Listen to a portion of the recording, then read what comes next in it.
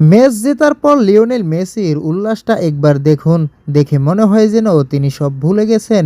বয়স, ক্লান্তি সবকিছু।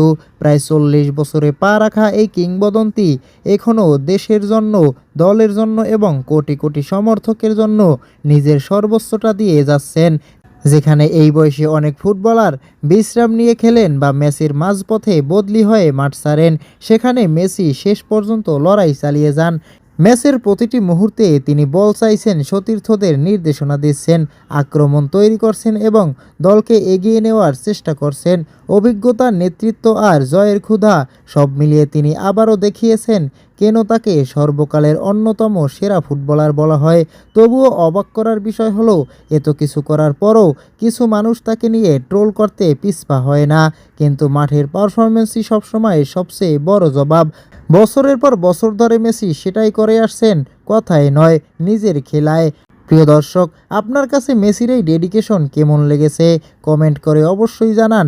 আর বিশ্বকাপের সকল আপডেট সবার আগে পেতে অবশ্যই চ্যানেলটি সাবস্ক্রাইব করুন।